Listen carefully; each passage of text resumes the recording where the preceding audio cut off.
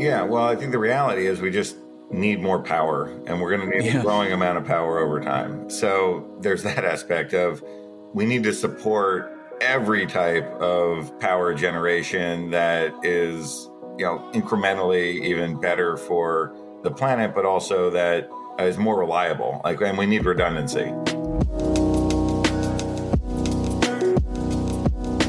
Welcome to another ClimateTech podcast, interviews with the people trying to save us from ourselves. Eric Rubenstein is an oil and gas banker turned ClimateTech investor and an influential thought leader in the USA. He and his firm, New Climate Ventures, are based in Houston, where they're winning over oil and gas players to a more sustainable investment thesis.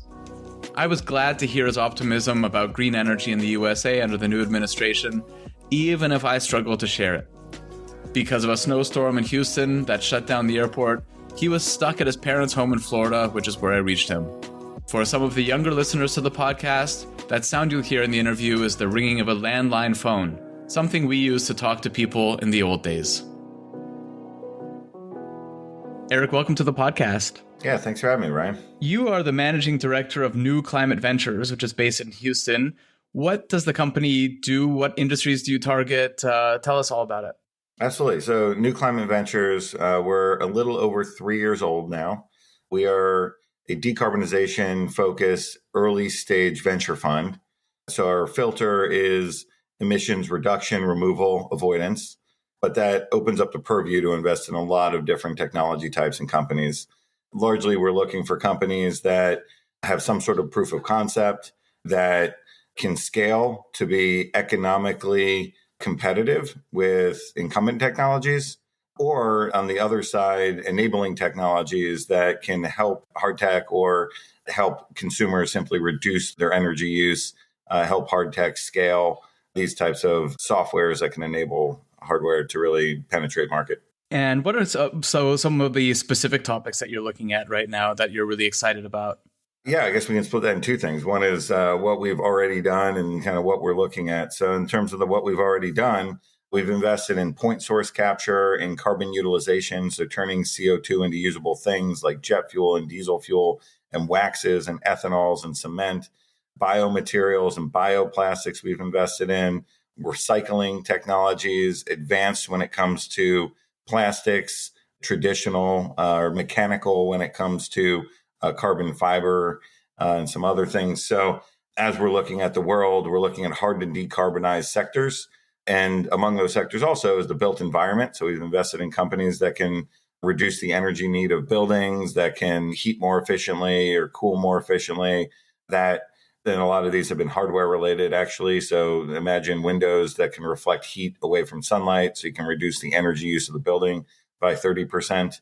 Looking beyond that, the food industry is something we have invested in.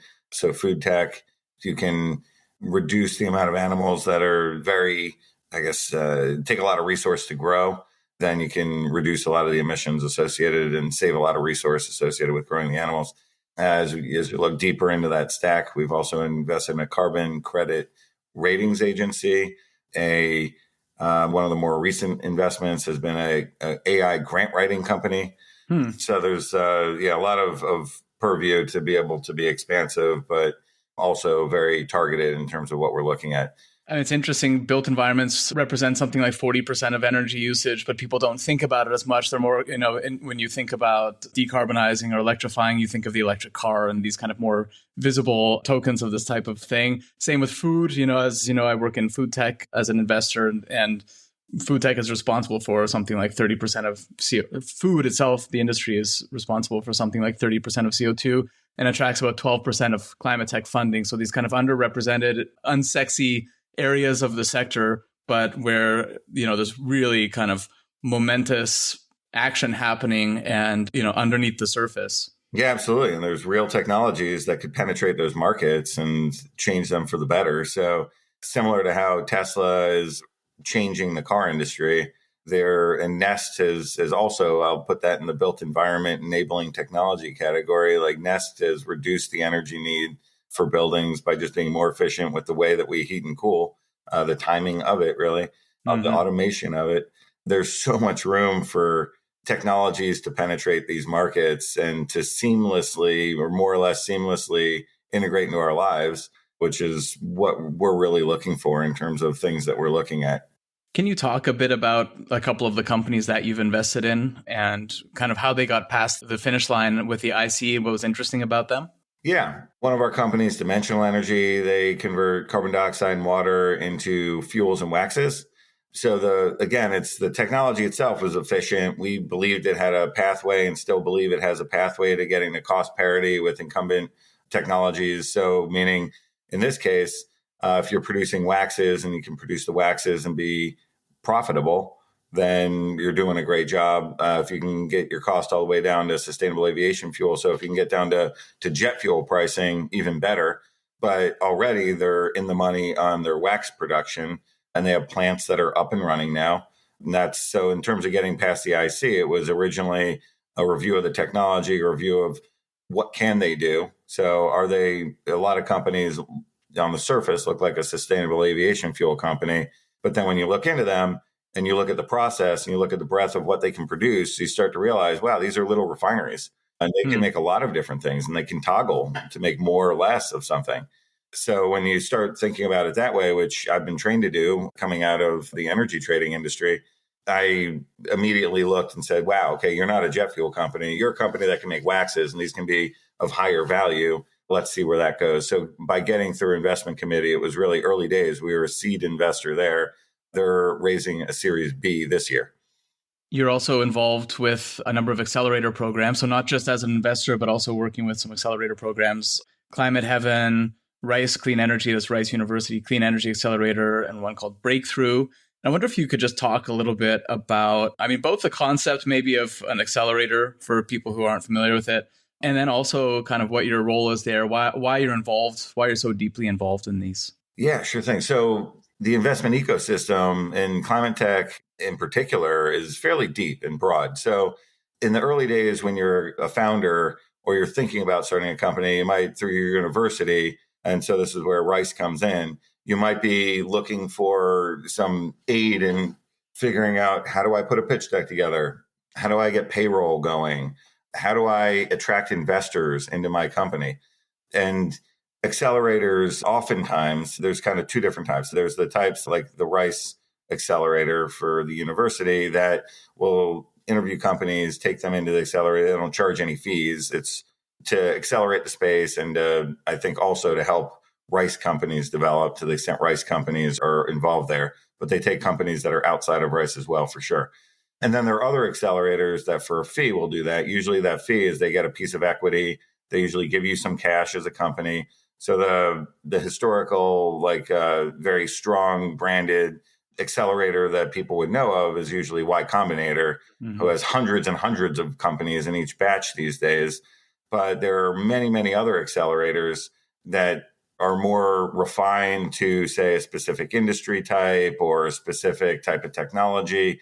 And in this instance, there's the Rice Accelerator. Other companies other accelerators that our companies have gone through have been the Indie Bio Accelerator that SOSV does. So there are some venture funds that have accelerators that they run and operate. The Breakthrough Energy Fellowship is another one you just mentioned. I do some mentoring with them as well. So that's the fund that Bill Gates originally started and has many other notable investors. They have billions of dollars, and they started a fellowship where them and the Activate Fellowship is another one that was started by the government originally. Those are two of the very prominent ones in the climate tech space. And those are a little bit different, where they'll give you a stipend for a couple of the technical founders, typically, one or two, however many are applied for, and win that.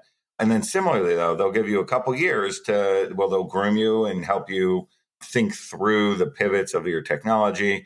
Those are actually not given to companies. They are actually given their fellowships for the founders. And the founders, often, some of them don't even have a company established yet, or they just have an idea of what they want to do. Others will actually all the way have a company already established, and they're applying and they get it because they're early enough where Breakthrough and Activate feel like they can really help the company to develop and change. So we've had a lot of success also working with and investing in companies that come out of those programs, both before they've gone in and while they're in it and afterwards. So along the whole spectrum, we've invested in companies there. And then Climate Haven, they're in the ilk of incubators. So Greentown Labs is another one that has locations in Boston and Houston now. Climate Haven is specifically in New Haven, Connecticut. They are supported by Yale University in the state of Connecticut. They're just over a year old at this point. They just celebrated that 1 year anniversary. I'm an executive in residence there, and I'm remote, so I'm working out of Houston and helping the companies there. And the incubators, they give you, you pay for as a company some workspace there. So you get desks or you get lab space, and you can grow typically within these incubators to have more and more space to grow your business along with the needs of the business. They similarly will often incorporate programming into that with speakers and give you a lot of introductions to investors and help you with pitch decks as well. It's just a different business model, but it's one that has a place and is thriving in the communities they're in.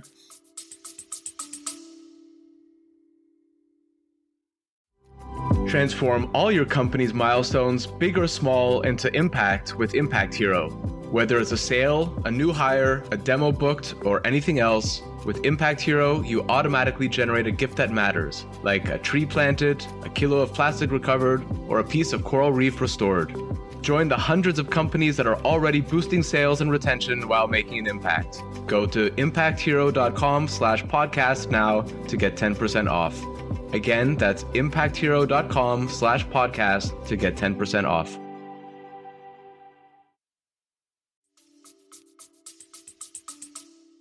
And what does it mean to be an entrepreneur in residence there? What does that look like? Yeah, so there it's an executive in residence. So I'm committing. No, that's totally fine. The entrepreneur in residence is the EIR title there is more prominent in across spaces. Executive in residence, the only difference is they're trying to differentiate between, say, founders of companies that aren't founders of. So it could be anybody that's the executive in residence. An executive of Coca-Cola could be an executive in residence in theory. But so it gives more purview, I think, to have a broader range of people calling it that than the entrepreneur in residence, which typically is someone who started a company that's a startup and maybe exited those companies and is giving back their time to the community. Actually, one of the executive in residence is that at Climate Haven. Yeah, the entrepreneur in residence title, like that's very typical also at places like Climate Haven and others, that just Climate Haven is using that executive in residence title. Investor in residence is the one that's new to me. Became an investor in residence this past year with Yale Ventures. Yale Ventures is effectively the tech transfer office for Yale, but it does more than that. They've integrated a number of different functions at the university into Yale Ventures. And there it's largely a mentorship across all of these things where you're putting some time into working with the companies, giving advice. And what it really leads to, or the reason people would do it, is to give back to the community for sure. But also it's a great way to cultivate deal flow where you get to know companies early before they're looking to raise capital. You can identify the ones that you want to invest in, and then you can work toward getting them to a stage, helping them get to a stage where they're ready to accept investment. You can propose terms in terms of actually investing, or you can simply know their journey well enough that you are invited into the rounds that come together. And you get to see where the breadth of technological kind of prowess is today, because it's always evolving and changing. 3 years ago, you wouldn't have seen an AI company, one of these accelerators and incubators, because AI just wasn't advanced enough at that point in time to be able to handle the kinds of developments that were happening in the market and the needs of the market. And now it's advanced enough. So now you're starting to see technologies like that, for instance, and you can get an early look at them sometimes through these different programs.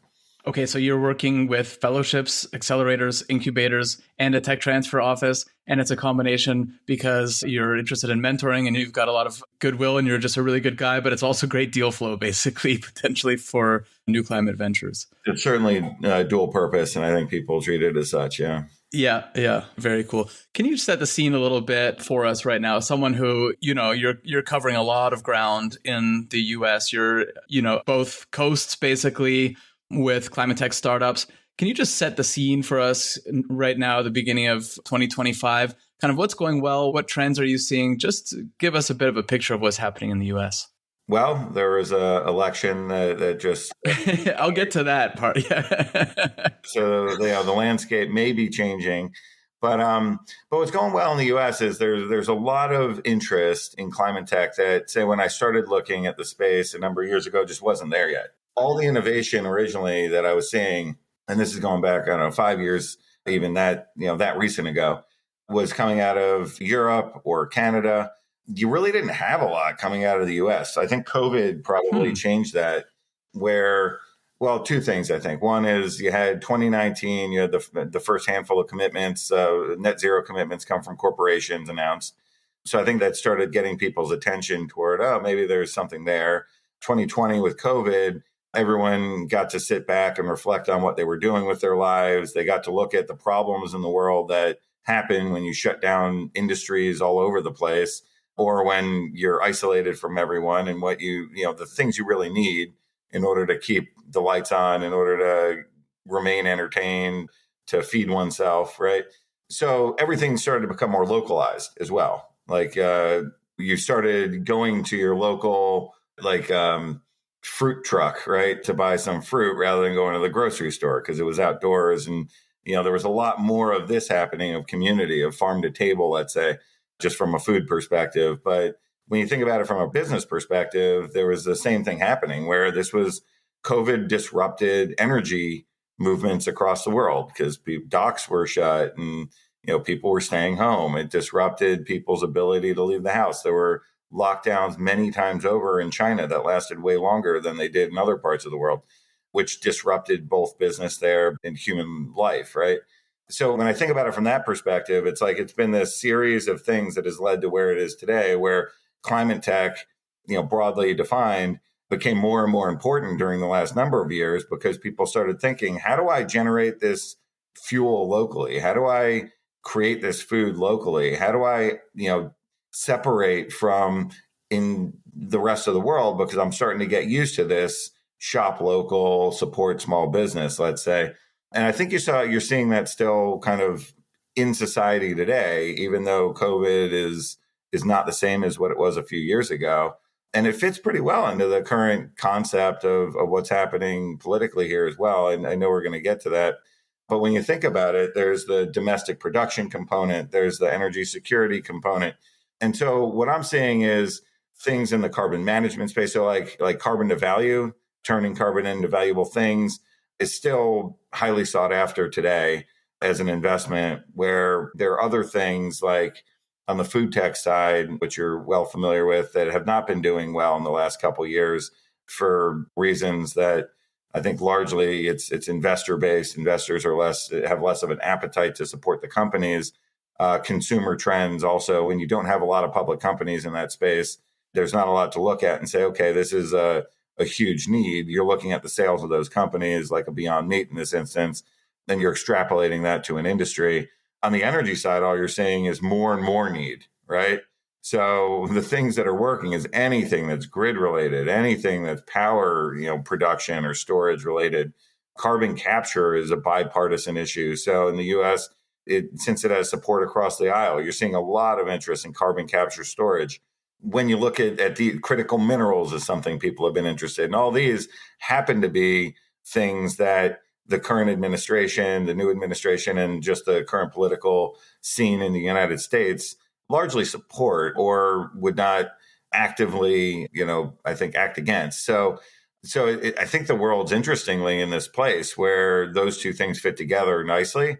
I mean, the things that are working best also are companies that have a path to profitability, that have a path to scale. So ones that can lock in like real customers with contracts that are priced, that can showcase that they actually have built a thing and done a thing that works and are just looking to scale that and need money to scale.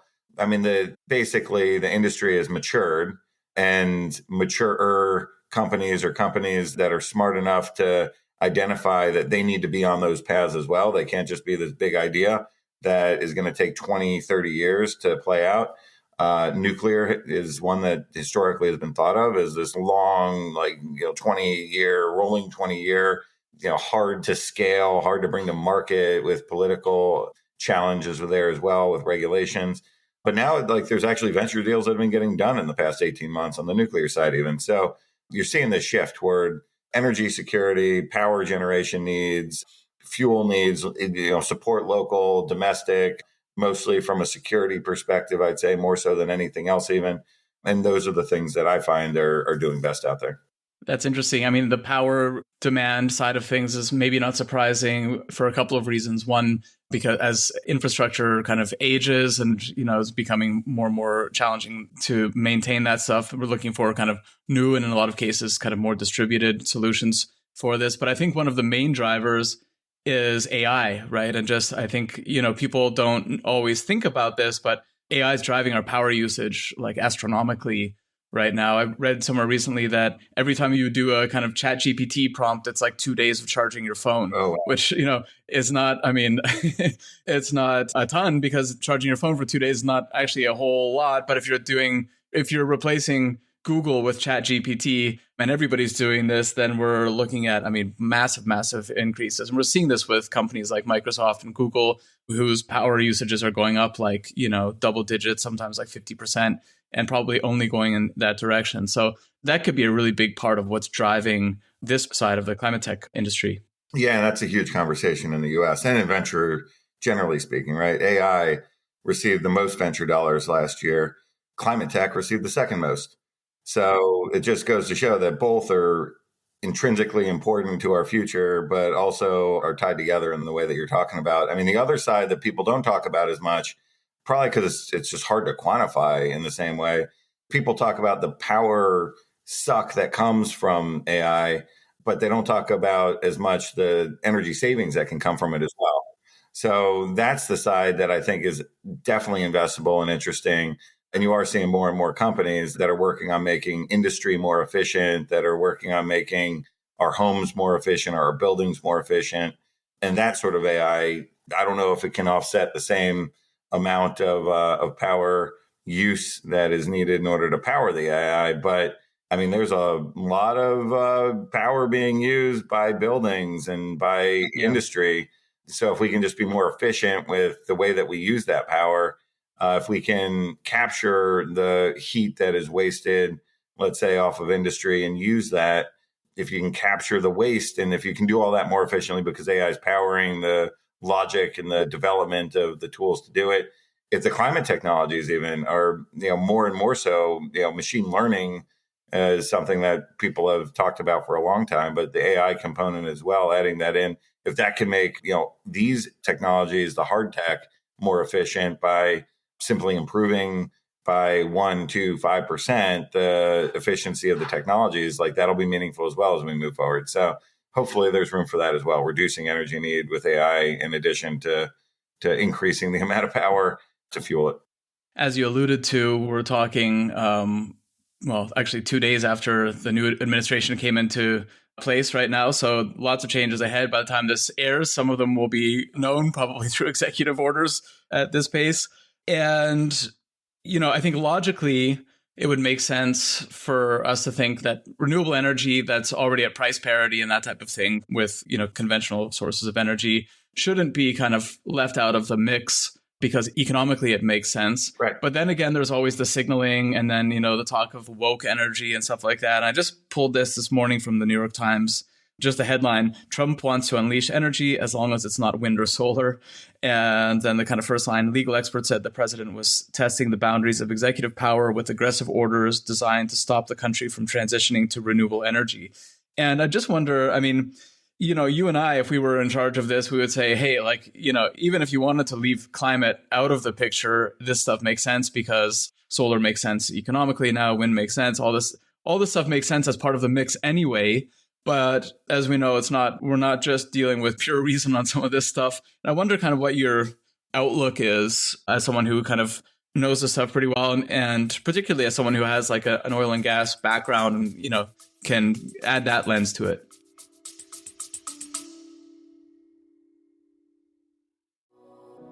I work with a lot of companies who plan to open up shop in or expand across Europe.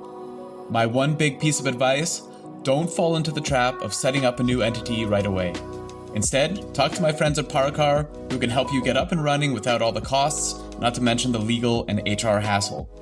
When I was hiring in different EU countries, I wanted my team to focus on their work, not on the country's bureaucracy. After interviewing a half dozen international expansion firms, I chose Paracar because they were by far the most knowledgeable and they're great people. Whether you're a large multinational looking to expand abroad, a small business looking for the right talent, or a contractor, they'll sort it out. Book a free, no-obligation consultation right now at paracar.eu/climate. That's PARAKAR.eu/climate.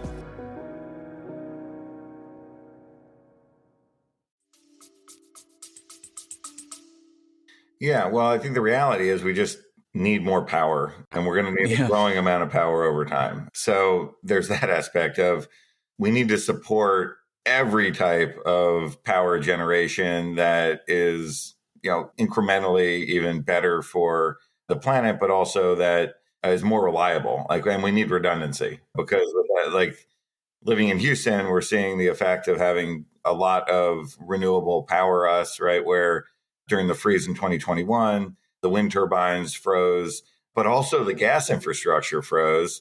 So you ended up with a double whammy of just losing all sorts of power. But solar was still working, I think. So long as the transmission lines can handle it and the infrastructure can handle it, having local power would have been even better, right? If we had solar on our roof and could power ourselves, we wouldn't have been in that same predicament. So I think there's room for both for sure. I think it's convenient also to say that I won't, Donald Trump in this instance, will not support offshore wind. So things that are not economic, that even the energy companies aren't really putting a lot of effort into because they're not as economic or not economic, it makes sense not to be doing, supporting those blindly and to be supporting things that are or can be economic and simply need to be scaled, particularly if it means resilience for the grid. So there's that give and take. So your hope is that it will be kind of pragmatic in the approach of this. So stuff that is already paying off, despite any kind of posturing around it, will still be included in the mix. Yes, that's certainly my hope. I mean, I certainly think from a developer standpoint, they're going to definitely do what's economic, right? They're going to push projects forward that make sense to push forward because they're in the business of developing projects and making money doing so. So things that make sense should move forward. The subsidies, may not be there in the same way. And that's, the nature of what that would be. However, and a lot of those are locked in for long periods of time. So there's still transparency around and confidence in being able to underwrite a project with whatever is around and is going to remain around, because Congress needs to change some things, is my understanding, in order to, executive order can do only so much, right? But then when you look at what isn't being said, we need more power. So what about geothermal? What about nuclear? What about fission? What about, storage, energy storage? So whether it's batteries or thermal storage or otherwise, will those be supported? They're not being talked about in the same way. So maybe there's a quiet support for a lot of other technology types. And I think the things that change the most, because I was investing in companies before the IRA and when Trump was previously in office, and there were grants still flowing out of the Department of Energy during that period of time. A number of our companies, when they were beginning, got those grants and they helped them. And the grants are not small grants either. So there's still plenty of, I would like to believe there's plenty of appetite to be backing technologies that can be transformative and quietly doing so. But then there's also the really big checks from the Loan Program Office. I could see those slowing, or those halting for a period of time, and then those monies being redirected to different technology types than maybe they were over the past couple of years. So I think that's a wait and see. And then I think there are other things that also are not really being talked about much that will get support, like the grid resiliency and critical minerals, like things that support the oil and gas industry to either be more efficient, or things supported by the oil and gas industry because they're also interested in carbon capture and carbon utilization and these sorts of technologies. I think there's a lot of room for advances under this administration that will happen because they're more economic than others. And I think that's going to be, now maybe they're not today, but where they have a path to becoming more economic, or as economic as anything out there on the refining side. I mean, what a lot of refiners and oil companies have told me in the past is the ones that are not, say, investing in ClimateTech or in technologies at all, that don't have venture vehicles to do so, and naturally aren't doing that from a corporate perspective, they want to be incorporating technologies that make sense for them, and they want to be putting hundreds of millions and billions of dollars to use doing so. The technologies just need to be mature enough where they can actually evaluate them and then incorporate them. So we're just on the cusp of that happening now, whereas a few years ago, we weren't there yet. I mean, the industry was just too young, particularly in the United States. But we're moving in that direction very rapidly. You mentioned oil and gas. Your background is in banking and in particular in the kind of oil and gas side of things. I wonder if you could just talk a little bit about that transition of how you went kind of from banking in oil and gas into investing in kind of climate tech. And if there is anything you could kind of pull from that as, advice or inspiration for people who are working in kind of the more traditional side of energy who are considering making the transition. Yeah. That's a question I get often, actually, is how do I transition and how'd you do it? And giving that kind of guidance to, folks that have skills that are advanced and excellent in Houston that can reapply those skills in other formats and the upcycling of skills. So I've introduced a number of those types, from everything from the oil and gas industry to the consulting industry to the banking industry to startups. And they are working for startups now, some of them, because they found that fit. But my journey was gradual. I started, so I was in commodity trading and oil trading, and I was running oil strategy for Citigroup when my life really started transitioning more and more in the direction toward where it is now. I'd already had physical trading experience and financial trading experience, analytical experience around that, where we were analyzing like the oil barrel in very fine detail, everything from the competition between different grades of crude oil and the pricing that is associated there to refining and the competition between different molecules, say jet fuel, diesel fuel, gasoline, what's needed in the world, what's that demand look like, and then what supply can be created. We're looking at maintenance schedules and unplanned maintenance schedules for refineries and oil fields to really stay on top of what was happening physically. And then on the other side, the financial flows we were looking at as well. So it was a great ground to learn about how the physical world definitely works in real time, how companies plan for that, because it was also working with the oil companies and the petrochemical companies, the refiners, the airlines, the trucking companies, the waste management companies, pension funds, hedge funds, advising them on where prices were going to go for oil and refined products and what kind of hedging strategies could be used to help them. But what I started doing also during that period of time was investing personally in venture capital funds and then directly in companies. And then I found a path through the trade desk to invest in companies. So that started with a thesis to streamline processes and enhance our trade analytics. But later, and only a few years after that, to develop new markets. So for me, this transition was gradual. The first market I approached was recycled plastics, because we had the Coca-Colas and Pepsis of the world approaching, wanting to hedge their future exposures, because they had made such big commitments to including so much recycled plastics in their bottle mixes that they didn't know how they were going to meet those necessarily. And they recognized there was going to be upward price pressure on recycled plastics, and there wasn't a financial market for them to hedge that. So when I set about figuring out how to create that for them, I found that I had to invest in companies, because I exhausted all other avenues to doing that out of the bank, at least. And I already knew how to invest in companies and knew how to work that through the city system and got approvals to approach that. So we started investing in, or we're looking at advanced technologies. So turning your clothing into new plastic bottles was a technology just on the cusp back then, building the first commercial pilot plants, which would lead to commercial plants. So that was the foray and the appetizer into the space, really in a more formal sense. I was already investing in food tech companies personally. And then in 2019, when those handful of net zero commitments came out, I started looking at the voluntary carbon markets and realized rather quickly that the market was largely forestry protection and planting trees and these types of technologies that weren't really technology based. It was more functional in nature and like in a literal sense, functional in nature. But I started getting concerned really quickly is what happens if a forest burns down? Like what if what's happening in Los Angeles right now is happening and those forests were carbon credit generating forests? Like, do you just lose all your credits? What happens if you're invested in a project in a country where the government turns over and suddenly they say any credits that have been generated off these forests now belong to the government, which is, now things like that have happened in the last number of years. And What if there are projects that are just low in quality of like you're protecting a forest, but the forest next door can still be cut down. All of these things were things I just didn't know how to measure or monitor or quantify. And the tools really weren't there back then to do that without spending a lot of money on consulting services.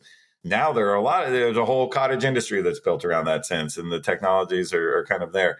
But back then there wasn't anything. So I started looking at carbon capture and carbon utilization and bioplastics, all these other things that could, store carbon in the ground. So I was like, anything measurable, I started getting excited about, because I could understand if you can measure it and quantify it, then I could understand the emissions associated with that. And I could understand the credits associated with that. So really it was that transition to looking at all those technologies and then realizing this underlying commonality between recycling technologies and food technologies and these other, carbon management technologies and the bioplastics and all of these things. The underlying commonality was carbon reduction, removal, and avoidance. So that's how my career kind of took the direction it has taken.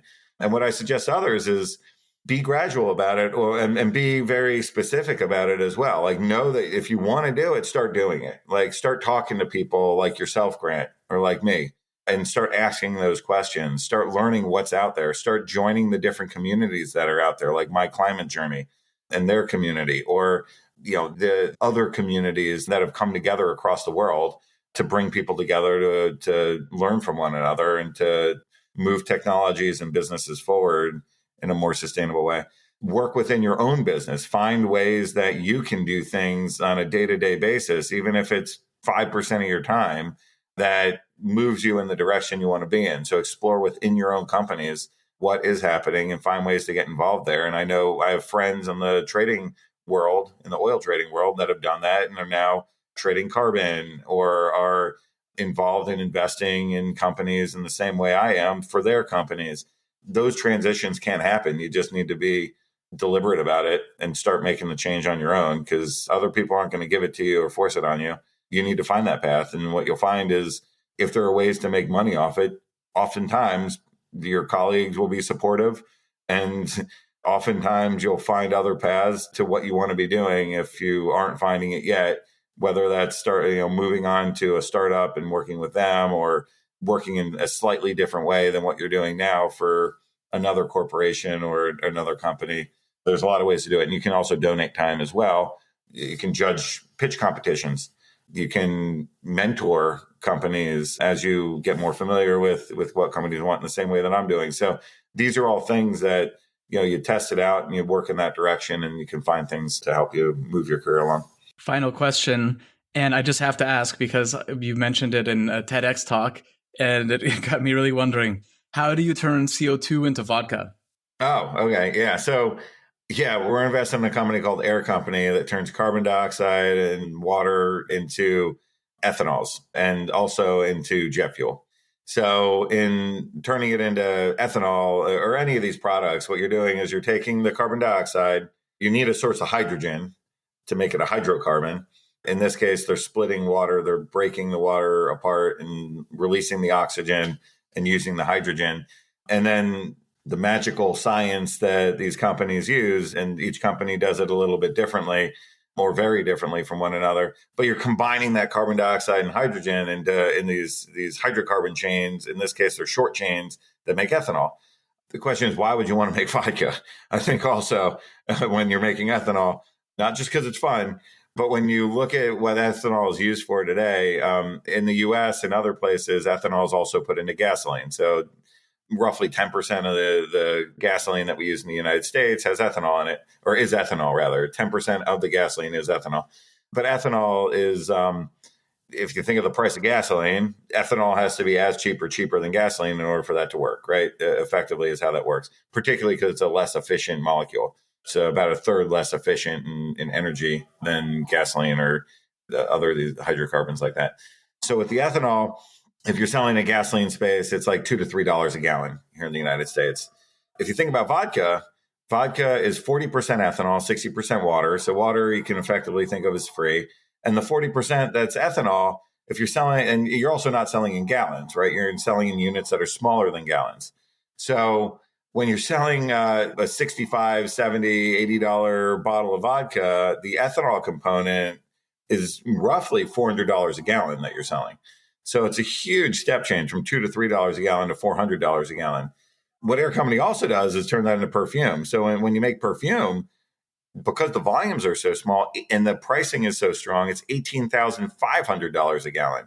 So when you start thinking through as a company, even like, why would I make vodka out of ethanol? It's because you can make money making vodka out of ethanol if you're, selling it at the right price point. If you're efficient enough where you can do that and at the right scale, you can be getting the money there well before you can be if you're selling it into gasoline or turning it into jet fuel for that matter. So yeah, the way you do it is you smash these the hydrogens together with the carbon dioxides, and you have catalysts that encourage them to combine in certain ways that will make these molecules. But then there's what do you do with the ethanol component? And you can do a lot of different things, which is pretty cool. And I appreciate that Air Company had that foresight to find these higher value products that also like consumers can relate to and really like. I mean, I'll also draw a parallel to Dimensional Energy, who has a different technology because they're also an investment of ours that makes waxes and fuels. And the waxes can be made into candles. They can be made into surf wax. They can be made into cosmetics. So again, it's like you can make all these different things. There, the process is different. Like they have to also take the carbon dioxide and take the hydrogen and put them together, which makes like what looks like a barrel of oil almost. It's called the syngas. And then that has to get processed one step further to be making these waxes and these the waxes and the fuels through a Fischer-Tropsch process. But each of these companies has a different secret sauce to making that component, and they can do some cool things with it, which I think as a society is the part that's fun because we can use these in our everyday life. The vodka, at least, is always sold out. Like you can't get your hands on it. Like they need to really scale up production to meet demand. But yeah, it's cool that you can take those molecules and put them together in a way that makes something you can consume, even because it's not something that's intuitive. That you can take carbon dioxide and make something like vodka. That's the fun part of what we do. What's the brand name of the vodka there? Air Vodka. So, Air Vodka. Yeah. Very cool.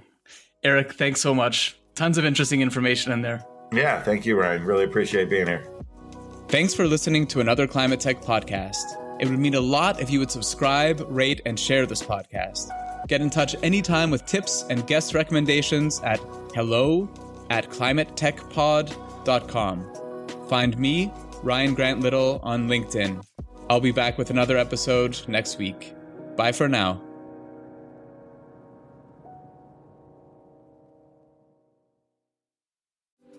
This episode is supported by Grizzle, B2B content to create and capture demand. I first met Grizzle's founder, Tom Watley, 5 years ago at a conference in Dublin. I was so impressed that I signed a deal with him to do all my software company's content that same evening at the pub. Remember that, Tom? Kinda. And they're still doing it 2 years after we sold the company because the new owners love Grizzle as much as I do.